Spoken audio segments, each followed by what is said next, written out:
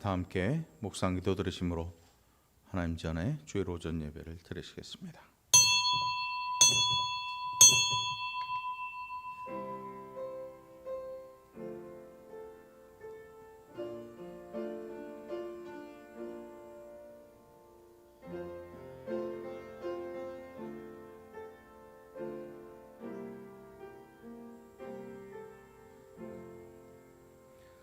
우리를 비천한 가운데에서도 기억해 주신 이에게 감사하라. 그 인자하심이 영원함이로다. 우리를 우리의 대적에게서 건지신 이에게 감사하라. 그 인자하심이 영원함이로다. 모든 육체에게 먹을 것을 주신 이에게 감사하라. 그 인자하심이 영원함이로다. 하늘의 하나님께 감사하라. 그 인자하심이 영원함이로다. 아멘. 지난 한 주 동안도 사랑하는 백성들을 먹이시고 입히시며 선한 길로 이끄시고 귀한 은혜 누리게 해주신 고마우신 우리 아버지 하나님, 귀하고 크신 은혜에 감사를 드립니다. 이 시간도 주신 그 은혜 기억하며 하나님 전을 찾아 또한 함께 인터넷으로 머리 숙여 예배하는 모든 권속들을 기뻐 받아주시며 또한 이 시간 새로이 예비하신 귀한 은혜로 살아가는 심령들마다 넘치도록 부으셔서 이 한 주간의 삶이 풍성한 은혜의 삶이 되게 하여 주시옵소서. 한 주간 살아오면서 하나님 앞에 또 회개치 못했던 모든 죄악들 낱낱이 고하며 내려놓으며 하나님 우리를 용서해 주시는 그 은혜를 마음으로 받아 누리며 또한 눈물을 흘려 감사하는 복된 시간 되게 하여 주옵소서. 이 시간도 성령으로 우리를 충만케 하시고 하나님 거룩하신 뜻을 분별하며 알아가는 귀한 시간 되게 하여 주옵소서. 감사드리옵고 예수님 이름으로 간절히 기도하옵나이다. 아멘. 찬송 33장 찬송합니다.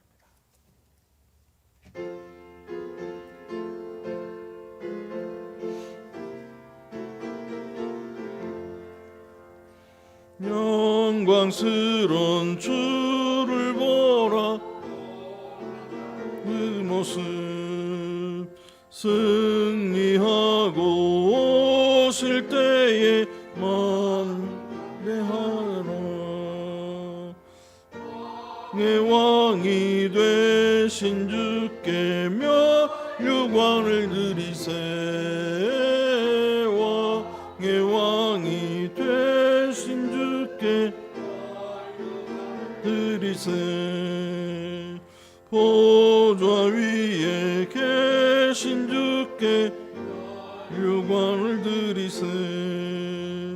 천군 천사 노래소리 를 찬송하도다.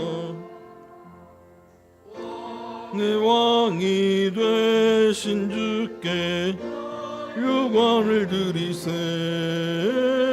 왕의 왕이 되신 주께 멸류관을 드리세. 죄인들의 조롱하며 가시관을 씌웠네.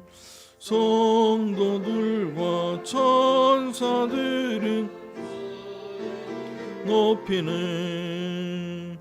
왕의 왕이 되신 주께 멸류관을 드리세. 왕의 왕이 멸류관을 드리세. 만민들의 찬송 소리 하늘 높이 퍼진다. 하늘 보자 바라보니 기쁨할 양 없도다. 왕의 왕이 되신 주께 왕의 왕이 되신 주께 멸류관을 드리세. 아멘. 성시독 47번입니다. 여호와께 감사하고 그의 이름을 불러 아뢰며 그가 하는 일을 만민 중에 알게 할지어다.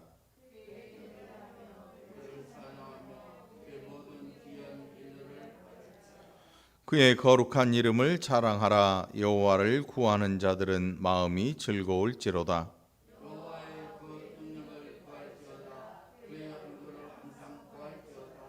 그의 종 아브라함의 후손 곧 택하신 야곱의 자손 너희는 그가 행하신 기적과 그의 이적과 그의 입의 판단을 기억할지어다.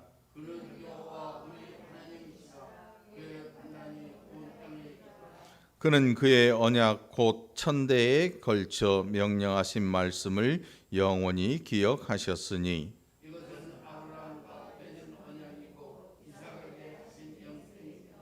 야곱에게 세우신 율례 곧 이스라엘에게 하신 영원한 언약이라.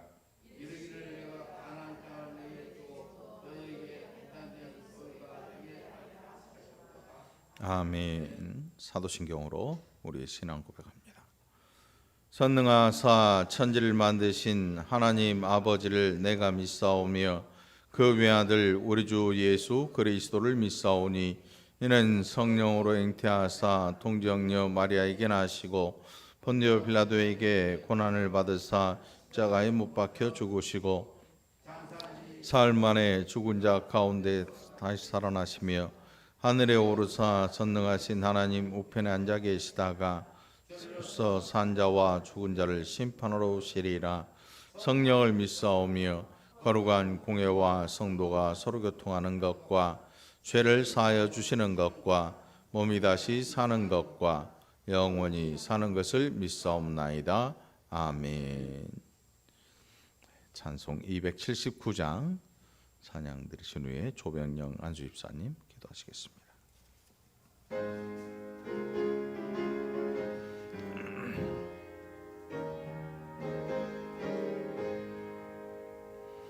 인내하신 구세주여 내가 비오니 죄인오라 하실 때에 부르소서. 주여 주여 내가 비오니 죄인오라 하실 때에 날 부르소서. 미하신 보좌 앞에 꿇어 엎드려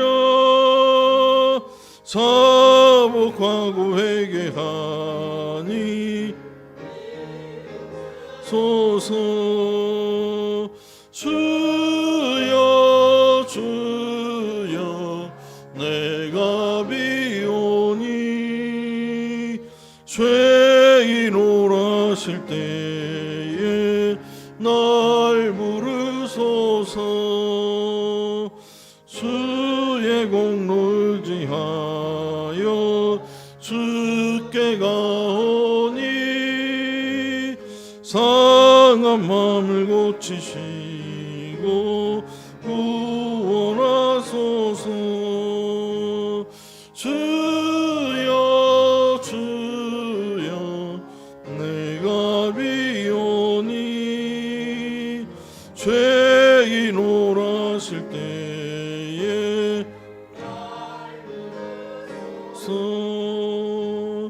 만복 근원 우리 주여 위로하소서. 우리 주와 같으시니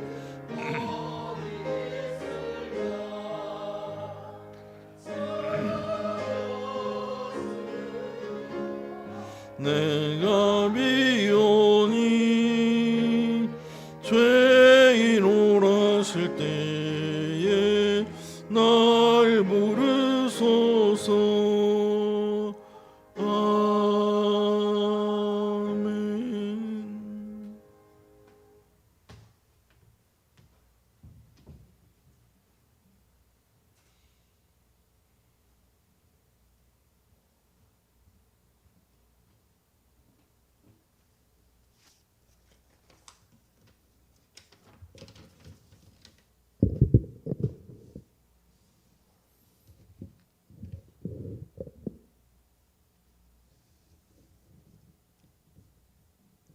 세상의 섭리를 주관하시는 사랑의 주님, 하나님께서는 세상에 미련한 것들을 택하사 지혜 있는 자들을 부끄럽게 하려 하시고, 세상의 약한 것들을 택하사 강한 것들을 부끄럽게 하려 하신다 말씀하셨습니다. 아무리 인간이 과학의 힘으로 발전을 기하여 현재에 이르렀지만 자연의 힘 앞에선 초라한 모습일 수밖에 없습니다. 천지 만물을 창조하시고 우주의 삼라만성을 주관하시는 주님 앞에선 겸손해질 수밖에 없습니다. 사랑의 주님, 혼돈의 세상 가운데 사는 저희들, 지난 한 주간도 주님의 보호하심으로 인도하여 주심에 감사드립니다. 오늘 주님이 정하신 주의 날, 저희들이 주님 앞에 모여 온라인 또는 오프라인으로 이 예배에 같이 참여케 하시니 감사드립니다. 날마다 마음을 같이하여 성전에 모이기를 힘쓰고 집에서 떡을 떼며 기쁨과 순전한 마음으로 음식을 먹고 하나님을 찬미하는 초대교회의 모습에서 오늘 우리들을 돌아봅니다. 그동안 주의 전에 모여서 같이 예배하고 식사하고 정을 나누던 모습이 얼마나 귀하고 감사했었던지 새삼 깨닫게 됩니다. 주님, 지금 세상은 코로나 바이러스로 인해 너무 혼란스럽고 많은 이들에게 공포감을 주고 있고 모든 활동이 위축되고 있거나 정지되고 있습니다. 주님, 이러한 시대 주님께서 교회에 주시는 주님의 음성을 듣게 하옵소서. 이러할 때 주님의 뜻을 분별하게 하시고, 이러할 때 오히려 저희들 한국교회에 썩어지고 굶어버린 것 도려내고 이제 새살이 돋게 하옵소서. 세상을 향해서 빛을 비추고 주님의 향기를 발해야 함에도 이제는 세상이 지탄이 되었습니다. 세상의 염려의 대상이 되어버렸습니다. 오늘 저희들의 현실, 주님 앞에 무릎 꿇고 기도합니다. 성경을 비추어 저희 자신을 되돌아보게 하옵소서. 주님, 이 일로 인해서 저희 성도들이 건강을 잃지 않도록 하옵소서. 영육간의 건강을 잃지 않도록 하옵소서. 교회가 어려움을 겪지 않도록 보호하옵소서. 이런 때일수록 믿음에 흔들리지 않고 주님의 빛을 비추는 성도들이 되게 하옵소서. 이번 일로 인해 주님의 백성인 저희들 오직 하나님은 미쁘사 너희가 감당하지 못할 시험당함을 허락지 아니하시고 시험당할 쯤에 또한 피할 길을 내사 능히 너희로 감당케 하시니라는 말씀에 의지하여서 이 어려움을 이겨나가게 하옵소서. 저희 월곶 중앙교회를 이곳에 세우신 주님, 저희 월곶 중앙교회가 더욱더 역동적으로 주님의 사역을 감당케 하옵소서. 금년 표어대로 믿음의 증인으로서 부끄럽지 않은 성도들이 되게 하옵소서. 유초동부 주일학교를 비롯해서 다음 세대들을 이끌어가는 학생 청년들에게 주님이 주시는 꿈을 꾸게 하옵소서. 고마우신 하나님, 각 기관과 각 구역들도 맡은 역할 잘 감당하는 주의 청지기들이 되게 하옵소서. 주님이 세우신 목사님을 비롯해서 장로님, 집사님, 권사님, 온 성도들이 서로 돌아보면서 권면하고 치유하는 교회가 되게 하옵소서. 예수님의 좋은 성품을 늘 품고 나누는 저희들 되게 인도하옵소서.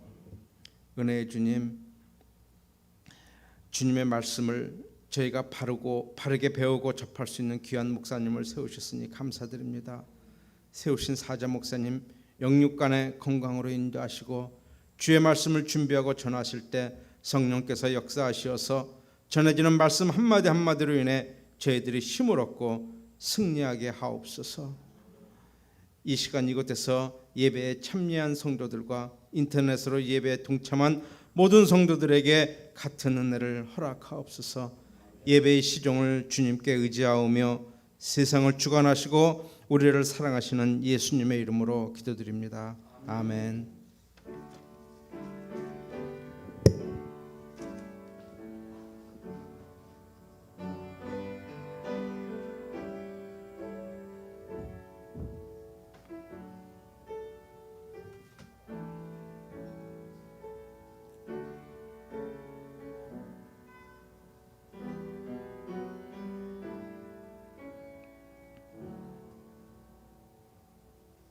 성경 말씀 봉독합니다. 신약 성경 요한일서 2장 7절로 17절까지의 말씀입니다. 신약 성경 389페이지 요한일서 2장 7절로 17절까지의 말씀입니다. 사랑하는 자들아, 내가 새 계명을 너희에게 쓰는 것이 아니라 너희가 처음부터 가진 옛 계명이니 이 옛 계명은 너희가 들은 바 말씀이거니와 다시 내가 너희에게 새 계명을 쓰노니 그에게와 너희에게도 참된 것이라. 이는 어둠이 지나가고 찬 빛이 벌써 비침이니라. 빛 가운데 있다 하면서 그 형제를 미워하는 자는 지금까지 어둠에 있는 자요, 그의 형제를 사랑하는 자는 빛 가운데 거하여 자기 속에 거리낌이 없으니 그의 형제를 미워하는 자는 어둠에 있고 또 어둠에 행하며 갈 곳을 알지 못하나니 이는 그 어둠이 그의 눈을 멀게 하였음이라. 자녀들아, 내가 너희에게 쓰는 것은 너희 죄가 그의 이름으로 말미암아 사함을 받았음이요, 아비들아, 내가 너희에게 쓰는 것은 너희가 태초부터 계신 이를 알았음이요, 청년들아, 내가 너희에게 쓰는 것은 너희가 악한 자를 이기었음이라. 아이들아, 내가 너희에게 쓴 것은 너희가 아버지를 알았음이요, 아비들아, 내가 너희에게 쓴 것은 너희가 태초부터 계신 이를 알았음이요, 청년들아, 내가 너희에게 쓴 것은 너희가 강하고 하나님의 말씀이 너희 안에 거하시며 너희가 흉악한 자를 이기었음이라. 이 세상이나 세상에 있는 것들을 사랑하지 말라. 누구든지 세상을 사랑하면 아버지의 사랑이 그 안에 있지 아니하니 이는 세상에 있는 모든 것이 육신의 정욕과 안목의 정욕과 이생의 자랑이니 다 아버지께로부터 온 것이 아니요 세상으로부터 온 것이라. 이 세상도 그 정욕도 지나가되 오직 하나님의 뜻을 행하는 자는 영원히 거하느니라. 아멘. 우리 함께 347장 찬양합니다.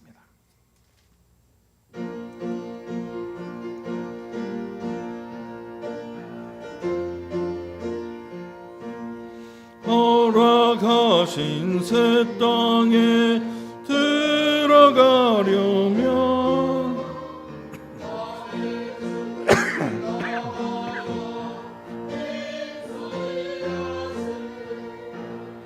여호수아 먼바다 들어가세.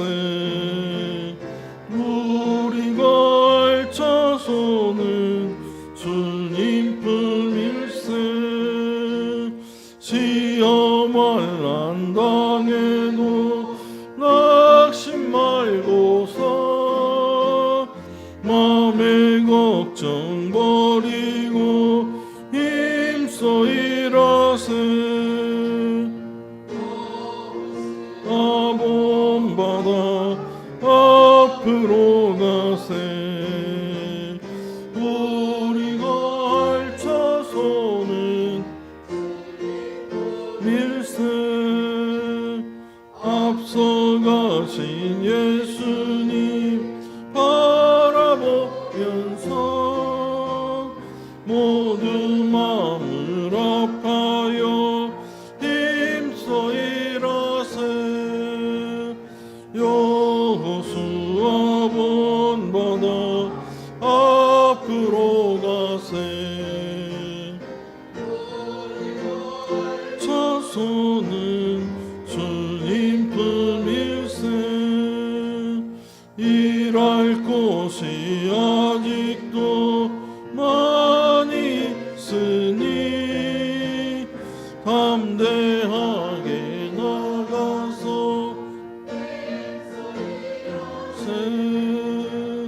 여호수아 본바다 앞으로 가세. 우리가 알 자손은 주님 뿐일세. 아멘. 이 시간 하나님 주신 귀한 은혜 우리 모두가 함께 누리게 되기를 간절히 축원합니다. 마스크들을 쓰고 있으니까 얼굴이 절반만 보이잖아요. 그래서 길에서 마스크 벗으면 못 알아볼 수도 있어요. 이제 오래 지나면 마스크 쓴 얼굴을 알아볼 수 있고 마스크를 벗으면 못 알아볼 수가 있단 말이에요. 옆 사람 얼굴들 한번 쳐다보세요. 잘 좀 기억해 놓으시고. 조집사님, 우리 저 사진이 지금 준비됐나요? 지금 잠깐 볼까요? 오랫동안 얼굴 보지 못했던 분들이 제가 문자 보내가지고 사진들 좀 보내주세요 그랬더니 몇 가정에서 보내오셨어요. 오늘 잠깐 볼까요? 안양에 있는 우리 한주영 집사님, 안여진 집사님, 이상진 집사님이시죠. 사랑이하고 믿음인데 천천히 한번 넘겨주시죠. 이거 부쩍 커버렸어요. 이 코로나가 애들을 이렇게 크게 만들었네. 네. 어디 산소인가? 어디 국립묘지나 그런 데 같은데.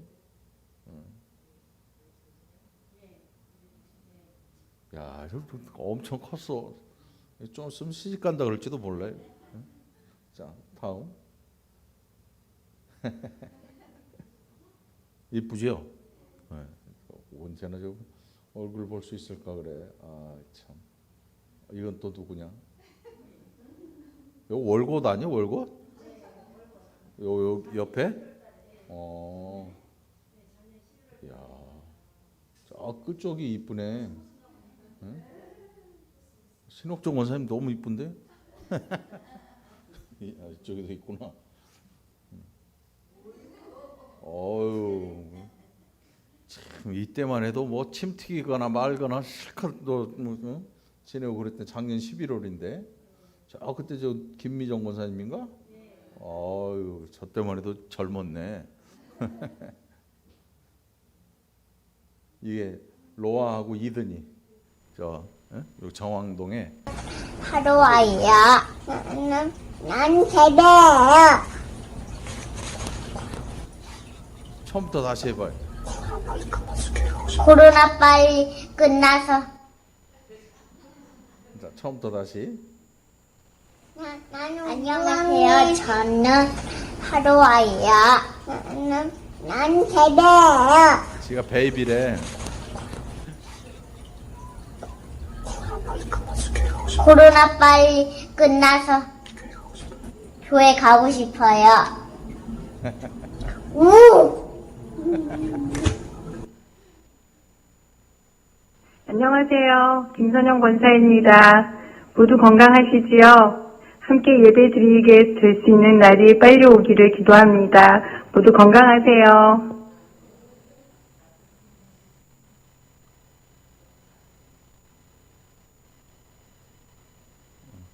다인가? 김주연 성도님 사진 보낸 거 있을 텐데. 이게 예준이. 응? 이게 아가씨로 키울 거야? 응? 이거 엄청 컸어. 언제적 사진이야, 저? 부쩍 커버렸네. 김성희 원사님네. 야, 역시 시연이 박창환 집사님네. 6살 생일이래. 이거 벌써 6살이 됐어 이거. 이쁘죠? 주병 집사님인데, 공무사님 젊어진 것 같은데 못 본 사이에. 응? 아들도 더 어려진 거 아니야? 아이고 우리 임권사님.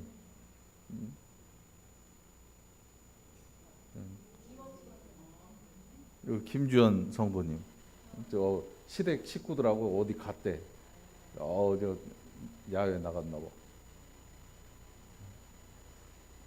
자, 우리 저 인터넷으로 보고 있는 가정에서도 사진들 저한테 보내주시든지 아니면 교회 홈페이지에 올려주시면 우리가 이렇게 함께 보면서 또 나누려고 해요.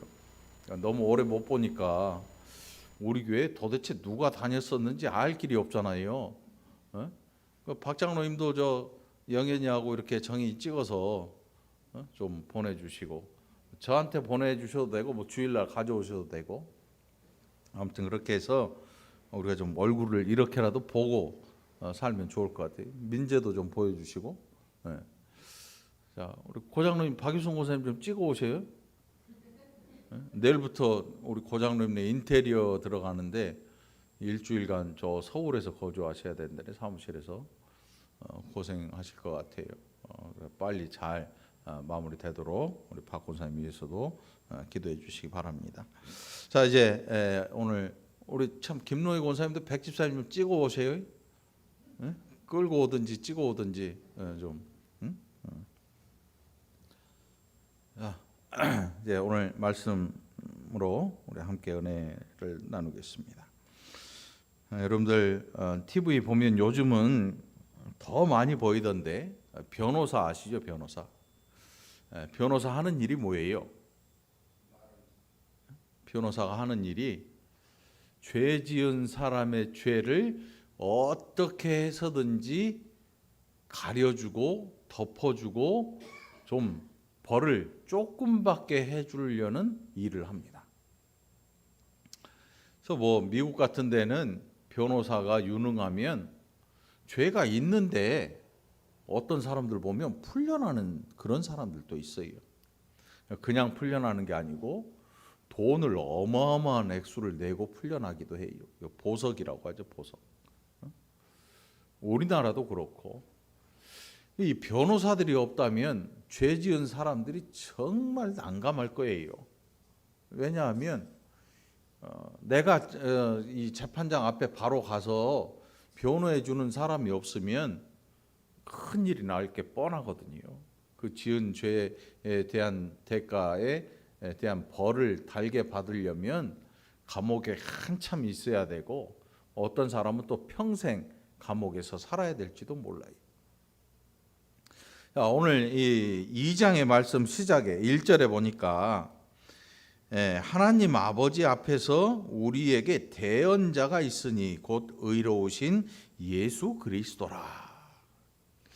이게 다른 말로 바꾸면 우리에게 변호사가 있다 이런 뜻이에요. 우리가 지난주에 잠깐 나눴는데 하나님 앞에서 죄를 범한 우리가 재판장이신 하나님 앞에 섰을 때에 하나님의 진노의 심판이 우리를 향할 때에 거기에서 바로 변호사이신 예수님께서 재판장님 이의 있습니다 라고 손을 들고 우리 죄를 가리워 주실 수 있다는 거죠. 뭐라고 가리워 주신가 하면 나와 재판장 되시는 아버지께서 언약으로 내가 십자가의 죽음으로 말미암아 단 한 번의 희생 제사의 효력으로 이 백성을 용서해 주기로 하지 않으셨습니까? 내가 내 피로 이 백성의 죄를 덮었습니다. 그래서 이 죄를 보지 않고 넘어가기로 하지 않으셨습니까? 그래서 우리가 예수님의 피를 무슨 피라 그래요? 유월절 어린 양의 피다. 그 집 안에 있는 이스라엘 백성들, 그 히브리 백성들은 죄가 분명히 있는 존재들입니다. 그런데 하나님께서 이 모세를 통해서 하신 말씀에 따라서 어린 양의 피로 문설주에 바르고 우슬초로 그것을 뿌려서 바르는 이것을 통해서 하나님께서 그 집 안에 있는 백성들을 넘어가시겠다. 하나님의 진노가 모든 애굽에 있는 장자를 치시는 그 진노에서 넘어가시겠다. 그게 유월절이에요. 유월절. 그게 그래서 예수님의 십자가의 보혈을 우리가 상징적으로 유월절 어린 양의 피라 이렇게 부르는 이유거든요. 바로 그 이야기를 재판장 되시는 하나님 아버지 앞에서 우리 대신에 해줄 이시가 누구냐 하면 예수 그리스도시라. 2장 1절에서 기록하고 있는 내용이 바로 그것입니다. 우리에게 대언자가 있으니 곧 의로우신 예수 그리스도시라. 오늘 이 2장 본문을 통해서 우리가 이 세상에서 살면서 분명히 죄를 안 짓지 않아요. 그런데 어떤 때는 나의 의지로 죄를 범할 때도 있고, 어떤 때는 나의 의지와 상관없는 죄 가운데 거할 수도 있단 말이죠. 결국 그 원인이 어디 있는가 하면 모든 인생들이 죄를 가지고 태어나는 거예요. 아담의 타락 이후로부터 모든 인생은 죄 가운데 있습니다. 어린아이라 할지라도. 그래서 모든 인생들은 하나님 아버지 앞에서 그 심판을 면할 길이 없는 거예요. 그런데 그 심판을 예수 그리스도를 믿음으로 말미암아 면하게 해주시는 것, 그것이 하나님의 은혜요, 예수 그리스도께서 우리의 대언자 되시는 일이라는 사실을 오늘 본문을 통해서 볼 수가 있습니다. 그래서 2장 2절에서 뭐라고 하냐면, 그는 우리 죄를 위한 화목제물이니, 화목제물, 원수된 사이를 다시금 이어주는, 가로막힌 벽을 헐어주는 그런 일을 예수님께서 하셨다는 거죠. 하나님 아버지와 우리 사이를 갈라놓은 이 죄의 담을 예수 그리스도께서 허물어 버리신 것이. 그리고 이제 사도 요한이 뭐라고 하는가 하면 새 계명에 대해서 이야기를 합니다. 오늘 본문 7절에서 이제 사랑하는 자들아, 내가 새 계명을 너희에게 쓰는 것이 아니라 너희가 처음부터 가진 옛 계명이니 이 옛 계명은 너희가 들은 바 말씀이거니와 다시 내가 너희에게 새 계명을 쓰노니 그에게와 너희에게도 참된 것이라. 이는 어둠이 지나가고 참 빛이 벌써 비침이니라. 이렇게 이야기를 하면서 새 계명에 대한 이야기를 하면서 기록된 단어가 뭐냐 하면 사랑이라는 단어가 나옵니다. 사랑이라는 단어가. 그래서 이 10절에 보면, 9절로 10절에 보면 사랑하는 자와 사랑하지 않는 자에 대한 이야기. 그런데 여러분, 이 사랑이라고 하는 단어가 너무 흔해요. 너무 흔해. 뭐 아이들 부모의 사랑, 친구 간의 우정, 또 이성 간의 사랑, 여러 가지의 것들을 사랑이라는 단어로 표현을 합니다. 연예인들한테도 사랑해요 하는 애들이 있고, 연예인들은 팬들한테 사랑해요 여러분 이렇게 하는 사람도 있고, 아무튼 이 사랑이란 단어는 굉장히 흔하지만 이 사랑을 올바로 행하는 사람이 별로 없다는 사실이에요. 오늘 본문 말씀에 보니까 또 빛 가운데 있다 하면서 그 형제를 미워하는 자는 지금까지 어둠에 있는 자요, 그의 형제를 사랑하는 자는 빛 가운데 거하여 자기 속에 거리낌이 없으나. 거리낌 없이 형제를 사랑한다. 예수님께서 새 계명을 말씀하셨지요. 선지자들의 계명 가운데 가장 큰 계명이 무엇이냐 말할 때 사랑을 말씀하십니다. 하나님을 사랑할 것과 이웃을 내 몸과 같이 사랑하라. 몸과 마음을 다해서 우리의 전 인격을 다해서 하나님을 사랑할 뿐만 아니라 내 이웃을 내 몸과 같이 사랑하라. 이것이 선지자의 강령이라 이렇게 말씀하셨지요. 바로 그의 제자였던 예수님의 제자인 요한도 같은 계명을 우리에게 이야기하고 있습니다. 사랑이라는 단어를 통해서 우리로 하여금 하나님의 올바른 뜻을 행하는 자가 되고, 이것을 행하지 아니하는 자들은 어둠 속에 거하는 자들이라고 이야기를 하고 있습니다. 어둠 속에 거하는, 우리가 너무나 많이 들어서 귀에 못이 박힐 지경이지요. 사랑하라, 사랑하라. 근데 이 사랑의 모습이 너희가 서로 사랑하면 세상이 너희를 보고 너희가 내 제자인 줄 알리라. 예수님께서 제자들에게 주신 말씀이지요. 오늘날 교회는 어떤 모습을 가졌을까 보니까 다툼의 일이 더 많습니다. 근근히 세상 속에서 떠도는 소문들이, 이야기들이 있잖아요. 재산 가지고 싸웠네, 소송을 하네. 형제들 간에 소송을 하고 막 별일을 다 겪고 그 자리를 차지하려고 온갖 수단 방법을 가리지 않고 다투고, 사람들이 야, 참 돈이 많아서 좋겠다 부러워하는 사람도 있겠지만 어떤 사람들은 참 집안 좋다, 좋다, 진짜 좋다는 얘기가 아니지요. 다 망가진 거지요. 뭐 사랑이라고는 찾아볼 수 없는 완전히 사막 같은, 아무것도 없는, 그래서 오직 돈만 남은 그런 관계들. 만일 교회가 점점 앞으로 가면 갈수록 이렇게 변해버린다면 교회는 스스로 어둠 속에 갇히는 꼴이 되고 마는 것입니다.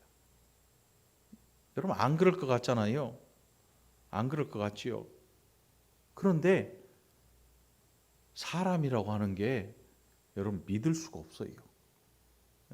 우리가 중세 시대를 암흑기라 그래요. 암흑기. 그런데 지금 남아있는 많은 예술품과 뭐 아름다운 뭐 성당들, 이런 것들이 그때 만들어 놓은 거예요. 그런데 암흑기라 그래요. 왜 암흑기냐면 뭐 문화는 휘황찬란하고 어마어마 화려하고 정말로 종교적인 모습을 보면 이야, 정말 대단하다, 저때 예배는 어땠을까 생각을 하는데 하나님이 눈 감은 시대, 하나님을 찾지 않은 시대. 그래서 이 시대가 다 뒤집어져 버려서 결국은 종교 개혁이 일어날 수밖에 없었던, 너무나 썩어버린 그런 시대. 결국 그 시대를 암흑기라고 불러요. 암흑기. 밝고 빛이 있고 정말 엄청난 이 조각 작품들, 그림들, 수도 없는 화가들이 존재하는 시대였지만 그 시대는 암흑기라고 불립니다. 암흑기. 기독교 역사에서 암흑기로 불려요. 암흑기로. 앞으로 우리가 지내는 이 시대도 이대로 간다면 결국은 어둠 속으로 들어갈 수밖에 없는 것이요. 오늘 본문이 기록하고 있는데, 이렇게 사랑하지 아니하면 어둠에 행하며 갈 곳을 알지 못하고 이는 어둠이 그의 눈을 멀게 하였기 때문이다. 어둠이 눈을 멀게 하였기 때문이다. 여러분, 영화관 뭐 다녀본 지가 꽤 오래됐지요. 깜깜한 데 있다가 갑자기 밝은 빛이 확 나오면 어떻게 됩니까? 앞이 안 보여요. 앞이 안 보여요. 그 어둠 속에서 계속 적응을 하던 눈이 조금이라도 밝은 빛을 갑자기 보게 되면 눈이 실명할 수도 있어요. 실명될 수도 있어요. 실제로. 아주 오랫동안 그렇게 있다가. 결국 요한이 이야기하고 있는 건 뭐냐면 계속되는 어둠 속에서 헤매이던, 다시 말하면 삶의 갈피를 잡지 못하고 방향 없이 헤매이던 그런 상태를 일컫는 거지요. 교회가 또 성도들의 공동체가 이렇게 어둠 속을 계속 헤매이고 있는 상태에서는 밝은 빛을 찾을 시도를 하지 않는 거예요. 시도를 하지 않는 거죠. 많은 재물을 가지고 있는, 그래서 그 재물을 붙들고 절대로 그 밑으로 내려가기 싫어하는 많은 사람들이 있습니다. 그런데 결국 사도 요한은 말하기를 그의 형제를 사랑하는 자는 빛 가운데 거하고 있고 자기 속에 거리낌이 없다.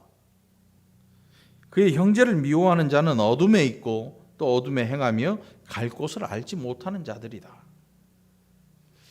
여러분, 우리가 지금 이 이야기를 듣고 뭐 이웃에 대해서 좀 어려운 사람을 조금 도와주고 뭐 구제 헌금을 좀 하고 이 정도의 얘기가 아니에요. 이 정도의 얘기가 아니야.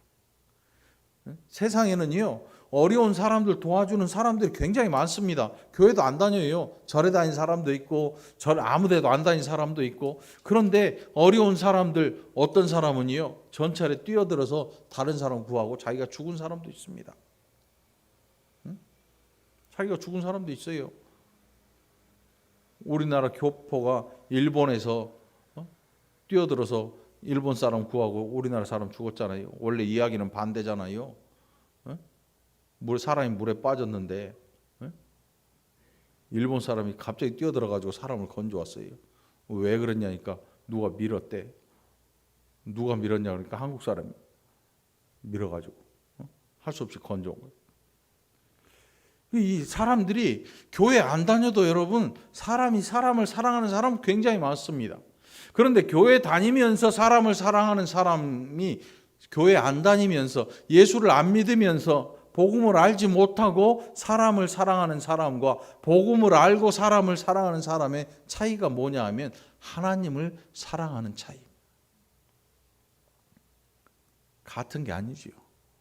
같은 게 아니에요. 하나님을 사랑하지 않고 형제를 사랑하는 일, 뭐 가까운 이웃 이런 정도가 아니고 아주 넓은 의미에서의 형제들, 이웃들, 넓은 의미에서. 교회는 원래 이 구제를 위해서 모이는 그런 공동체가 아니에요. 교회라는 공동체는 성령의 공동체로 이 땅에서 하나님의 빛을 발하고 하나님의 축복을 이 땅에 흘려보내는 그런 통로로서의 역할을 해야 되는 것이지요. 그래서 올바른 신앙 고백을 하고 올바른 믿음을 가진 백성들이 함께 모여서 이 일의 효과를 극대화시키는 것. 이게 이 성령의 공동체의 할 일이거든요. 비단 구제만을 하는 그런 공동체가 아니라는 것입니다. 그럼에도 불구하고 우리는 구제도 해야 되고 어려운 사람들에게 손을 내밀고 그들에게 힘이 되줘야 될 의무가 우리에게 있다는 사실입니다. 왜냐하면 그것이 형제를 사랑하는 방법 가운데 하나이기 때문인 것입니다. 이제 12절로부터 14절까지 뭐 자녀들, 아비들, 청년들, 아이들 이런 단어를 쓰면서 요한은 계속해서 이야기를 하고 있습니다. 그런데 아비와 청년, 아이 뭐 이런 이야기를 써서 하는 것은 그 믿음이 담대하고 또 한참 힘을 쓸 만한 그런 청년의 때, 청년. 여러분 청년하면 가장 먼저 떠오르는 게 뭐예요? 힘이 있는 거잖아요. 힘이 있는 거예요.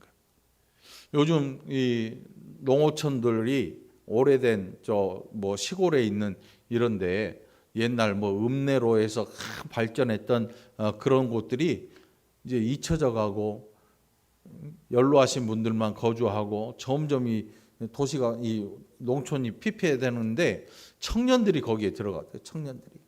청년들 중에 이 좋은 이 아이디어나 아이템을 가지고 들어가서 뭐 커피 전문점도 만들기도 하고 뭐 독서실을 꾸미기도 하고 여러 가지 일들을 하면서 이 그 마을을 다시금 활기가 넘치게 만드는 일을 하고 있어요. 거기에 있는 어르신들이 굉장히 좋아하시더라고. 왜냐하면 마을이 이제 사람 사는 것 같아요. 사람 사는 것 같아요. 다 그렇지는 않겠죠. 자, 오늘 요한이 여기에 청년들이라고 기록된 청년이라고 일컫는 이 사람들. 신앙생활을 하면서 가장 힘이 있는 대적하기도 하고. 그래서 14절 하반절에 보면 너희가 흉악한 자를 이기었음이라. 흉악한 자 말만 들어도 정말 뭔가가 아주 강력한 힘을 가진 어떤 대상들, 악한 대상들을 지금 이야기하고 있는 흉악한 자. 그런데 청년들이 이것들을 이기었다. 그러니까 이 신앙의 힘이 얼마나 지금 강력하게 이 믿음을 가지고 살아가고 있는 존재들인가. 아비들, 청년들, 자녀들, 아이들 이런 단어를 쓰면서 근데 이 전체적인 내용을 다 보면 결국 15절에서 뭐라고 하냐면 이 세상이나 세상에 있는 것들을 사랑하지 말라. 누구든지 세상을 사랑하면 아버지의 사랑이 그 안에 있지 않다. 결국 나오는 이야기가 어떤 이야기입니까? 사랑에 관한 이야기인데 이 세상에 있는 것들을 사랑하지 말라. 여러분 여기에서 지금 사랑한다고 하는 것은 그것을 얻기 위해서 목숨을 내놓는 일이, 목숨을 내놓는 일.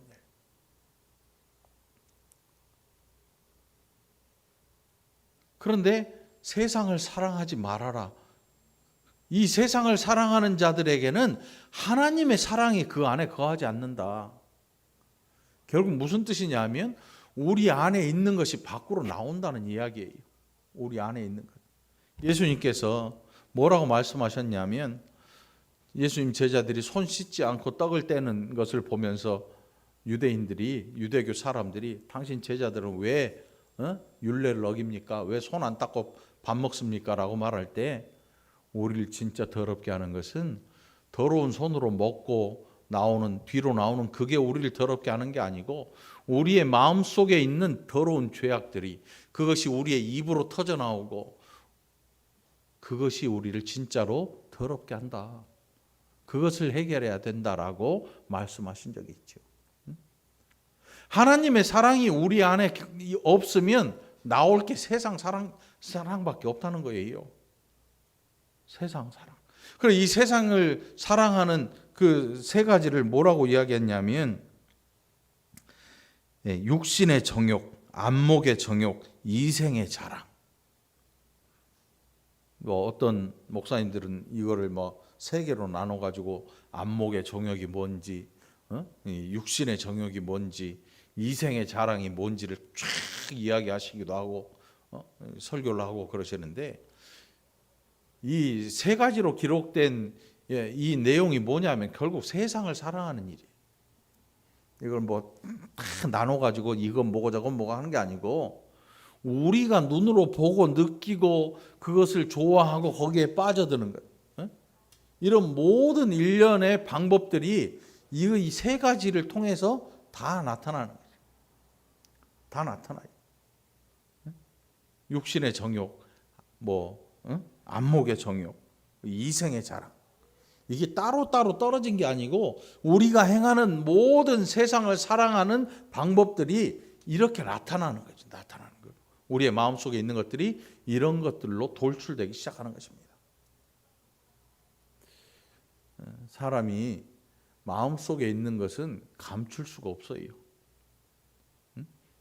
옛날 속담에 무식하고 방귀 냄새는 감출 수가 없다며요. 무식한 거하고 방귀 냄새는 감출 수가 없대. 그런데 우리 안에 들어있는 이 세상의 자랑, 세상을 사랑하는 마음, 이것도 감출 수가 없어요. 대화 중에 다 나오고요. 생각하는 걸 끄집어내면서 다 터져 나와요. 더더군다나 감출 수 없는 장소는 어디냐면 대언자 되신 예수 그리스도께서 우리 옆에 계실 때, 우리가 재판장이신 하나님 아버지 앞에 섰을 때 그때 나타날 거라는 사실이. 어떻게 드러나냐? 어둠 가운데 있고 하나님 아버지의 사랑이 그 안에 없는 자. 다시 말하면 예수 그리스도의 보혈의 공로를 믿는 것 같은데 그걸 믿는 게 아니고 다른 걸 믿고 있는 사람. 드러난다는 거예요.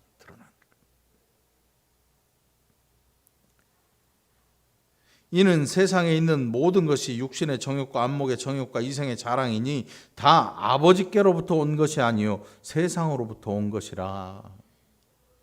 그래서 결국은 세상 속에 아직 남아 있는 거죠. 벗어나지 못하고. 오늘 여러분 하나님을 사랑하는 여러분 되기를 간절히 축원합니다. 그냥 하나님을 사랑하는 방법이 교회 잘 다니고 헌금 잘하고 11조 꼬박꼬박하고 감사하고 꼬박꼬박 이런 내용이 아니에요. 헌금이나 교회 출석하는 비율이 몇 프로냐 이것과 상관도 없어요.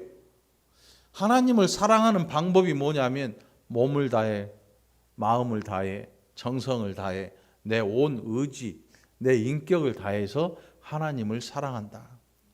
그러니까 하나님을 사랑하는 게 뭘까? 성경을 창세기부터 요한계시록까지 다 읽어보고 그것을 다 농축해서 탁 내놓는다면 순종이라는 말씀이라고. 순종. 출애굽하는 백성들에게 하나님께서 끊임없이 하시는 말씀이 뭡니까? 순종해라. 순종하라. 순종하라입니다. 순종하라. 예수님의 말씀도 역시 하나님 앞에 순종하라. 하나님 아버지께 순종하라. 예수님 자신이 순종하셨잖아요. 죽기까지 복종하셨고. 결국 신앙생활의 모든 내용들이 압축되어서 결국 무엇으로 나타나냐면 하나님 말씀에 순종해라. 순종해라. 그러면 모든 복들이 너를 위해서 이 세상 전체에 널어놓은 복들이 네 것이다. 네 것이다. 우리는 복을 차지하려고 온 사방 군데를 헤매다닙니다. 이걸 하면 복 있다는데. 어떤 분들은 막 이걸 하면 자식들이 공부 잘하게 된다 그래가지고 뭐 다니엘 기도를 해요. 하루에 막 3번씩 시간 정해놓고 자녀가 공부 잘할 것 같이 됐고 뭐 성공할 것 같은 기분이 드나 봐요. 아니에요. 그런 복들은 하나님께서 우리 주변에 널브러 놓으셨어요. 복들은 우리가 찾아가는 게 아니고 우리가 순종하면 그 복이 우리 것이 된다. 그런데 이게 바뀌어버린 거죠. 이걸 해야 복되고 이걸 해야 복이 온다라고 바꿔놓는 거예요. 그래서 하나님을 사랑하는 하나님을 조건 없이 사랑하는 그게 아니고 조건이 걸리는 이유가 여기에 있어요. 이걸 하면 복을 주신대. 11조 하면 복을 주신대. 안 하면 11조만큼 거둬가신대. 별소리를 다 하지요. 하나님께서 그렇게 가난하신가요? 아니지요. 과부의 정말 보잘것없는 동전 2개, 그거를 더 귀히 여기시는 하나님이신데 우리의 드리는 물질 그까짓 거 천만의 말씀이에요.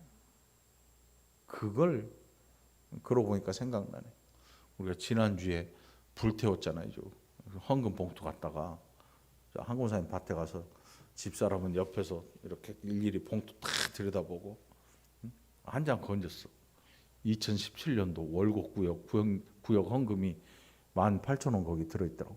하마터면 불 태울 뻔했지 뭐야. 지금 줄까 말까 생각 중인데 돌려줄까 말까 생각 중인데 얘기해버렸으니까 돌려줘야지.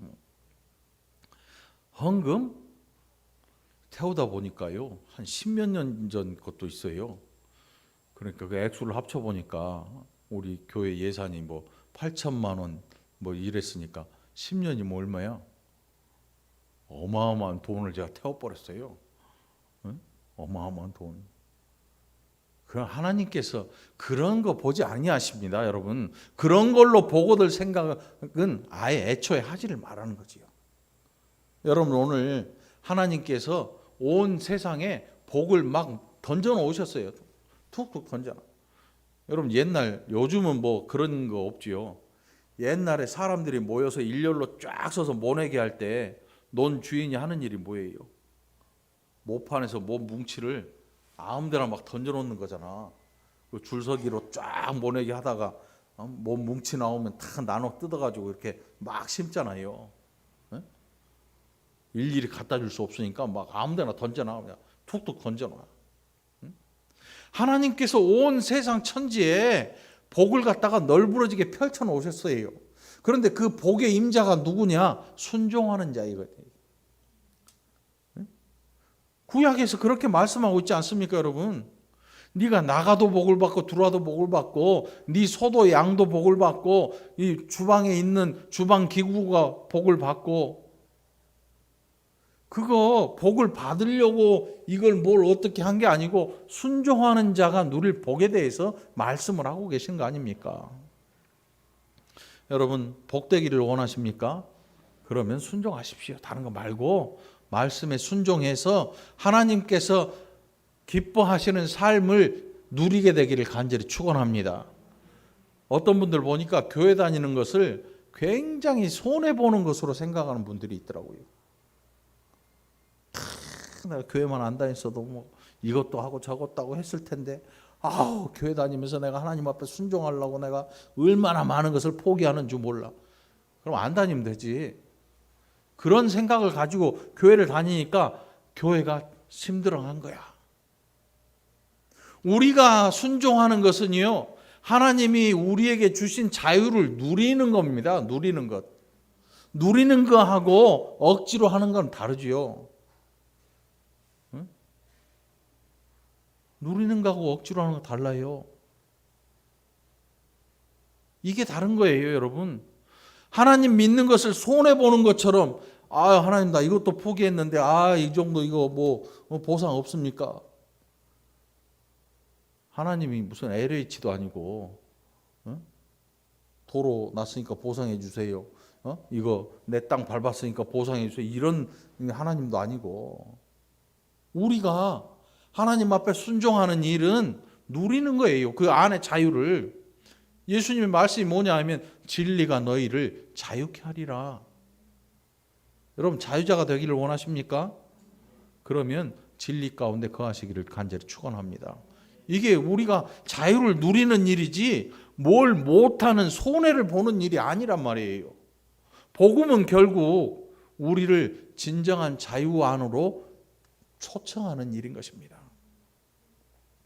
초청하는 일이에요. 내가 뭘 안 하고 뭘 하고 이게 마치 구속되어서 어쩔 수 없이 해야 되는 일, 이거는 어쩔 수 없이 안 해야 되는 일, 이런 게 아니고 진정한 자유자가 되어서 하나님께서 우리를 초청하신 진리 가운데에서 그것을 누리며 살아가는, 그래서 복음은요 끙끙대면서 짊어지고 가는 일이 아니고 누리고 살아가는 일인 것입니다. 오늘 여기에 계신 여러분, 인터넷으로 함께 하시는 우리 성도님들, 오늘 복음을 누리게 되기를, 진리 가운데서 누리게 되기를 간절히 축원합니다. 이 세상도 그 정욕도 지나가되 오직 하나님의 뜻을 행하는 자는 영원히 거하느니라. 우리 눈에 보이는 것 이게 영원할 것 같잖아요. 그런데 그렇지 않다는 것입니다. 성경이 말하는 게 뭐냐 하면 하나님께서 지어놓으신 온 자연 만물이 아담의 죄로 말미암아 타락함으로 심판을 기다리고 있는 것입니다.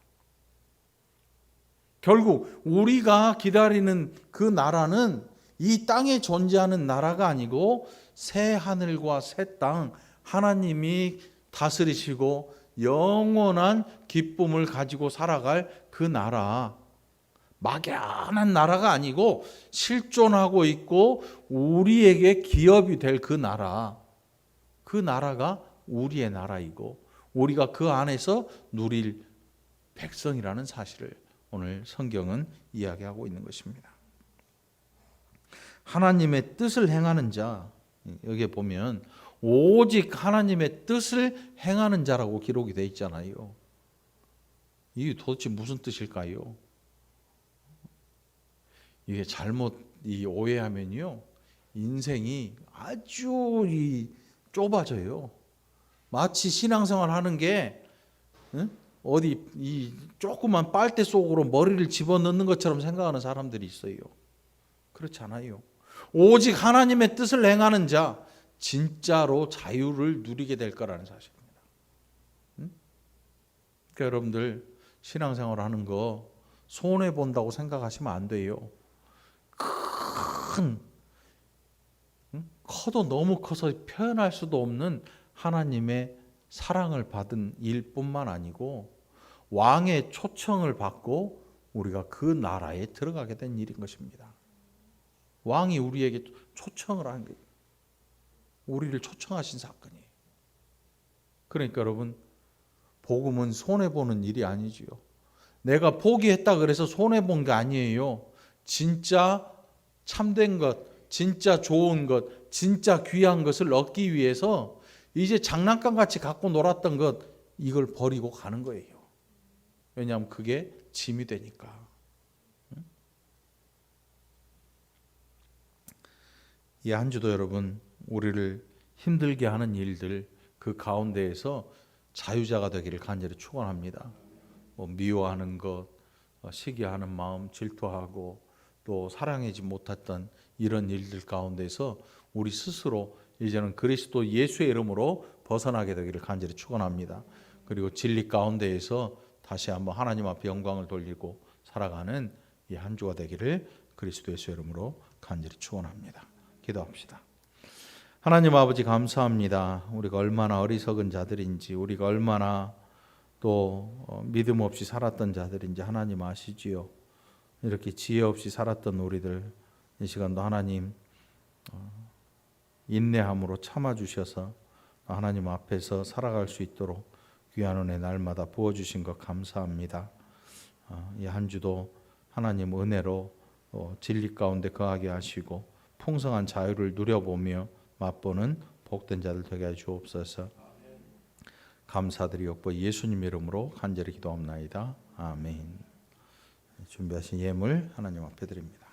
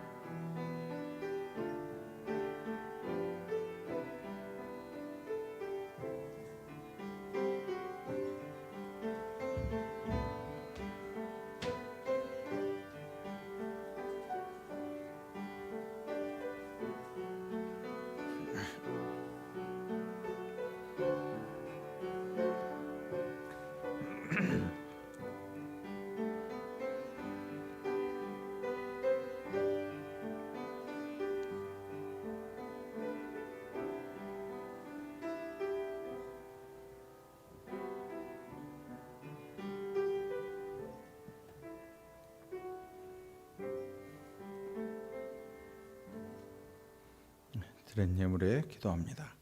하나님 아버지 감사합니다. 하나님 날마다 우리에게 주신 귀한 은혜 또 감사하며 사랑하는 백성들 귀한 예물 구분하여 드립니다. 기뻐 받으시고 이 물질 쓰여지는 곳에서 하나님 귀하신 영광 나타내시고 죽어가던 영혼들 하나님 앞으로 돌아오는 은혜의 일들 풍성히 나타나게 인도하여 주옵소서. 가진 것 없어 드리지 못한 안타까운 손길들 기억하시고 동일한 은혜 허락하여 주시옵소서. 감사드리옵고 예수님 이름으로 축복하며 기도합나이다. 아멘. 교회 소식 주보 청구해 주시기 바랍니다. 코로나 감염 위험 사라지도록 기도해 주시기 바라고요. 교회 통원 확산이 사라지도록 간절한 마음으로 기도해 주시기 바랍니다. 주일 예배는 300인 이상 교회는 최대 50명까지 실내 예배 드릴 수 있고 300인 이하는 20명까지 예배 드릴 수 있다고 합니다. 우리는 50인 우리는 몇 명 예배 드려야 되나? 50인 되나? 50인? 장로님? 50인. 안 나오겠죠? 50명? 아무튼 너무 많아도 참 그렇고 너무 없어도 그렇고 우리 딱 좋은 것 같아요. 한 줄에 3명씩 앉았네. 한 3명씩. 아무튼 우리 20명까지 가능하다고요. 20명까지 여러분들 기억하시고 기도해 주시기 바랍니다. 다음 주까지 이렇게 예배를 드려야 된다고 해요. 그래서 이제 그 주간 지난 다음에 또 지켜보고 어떻게 할 건지를 결정한다고 하니까 여러분들 조금만 더 인내하고 참아 주시기 바랍니다. 아까 우리 사진들 다 봤죠?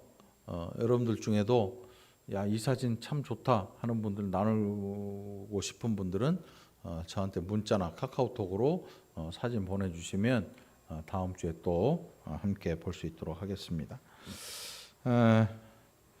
우리 권사님들, 집사님들 건강한 평안을 위해서 기도해 주시기 바랍니다.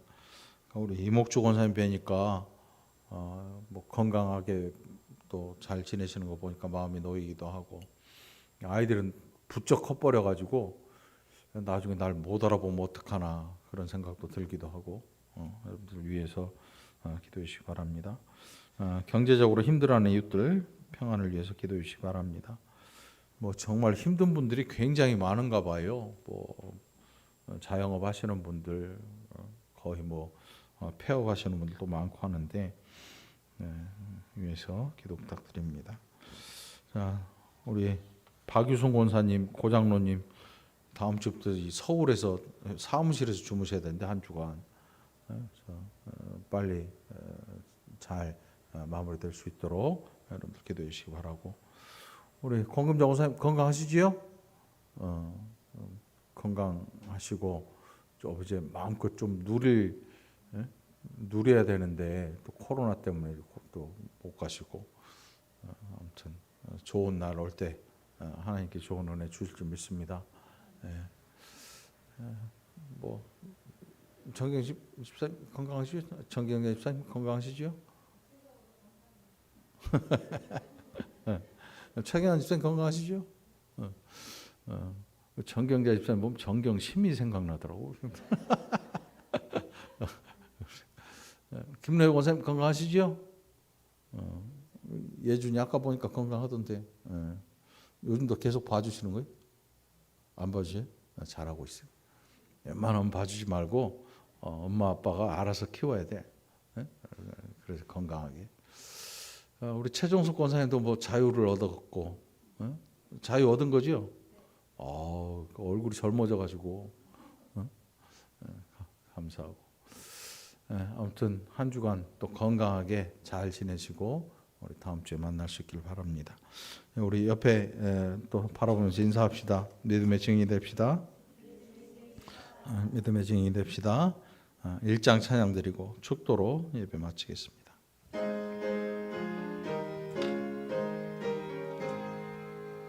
만복의 근원 하나님 온 백성 찬송 드리고 저천사여 찬송하세 찬송 성부 성자 성령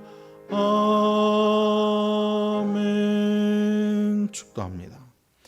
주 예수 그리스도의 은혜와 하나님 아버지의 극진하신 사랑하심과 성령 하나님의 위로교통 충만하심의 은혜가 그리스도 예수 안에서 하나님 귀한 말씀에 순종하며 살아가기 원하는 사랑하는 모든 권속들 머리 위에 멀리 나가 있는 권속들과 군문에 나가 있는 아들들과 보이지 아니하는 봉사의 손길들과 살아해 주신 귀한 생명들과 양육하는 부모들 위에 오랫동안 보지 못하여 서로 또 기도하는 사랑하는 모든 권속들 머리 위에와 연약한 중에 하나님 도우심을 기다리며 간절히 기도하는 사랑하는 권속들 머리 위에 하나님의 사랑하시는 교회 위에 이제로부터 영원까지 함께 계실지어다.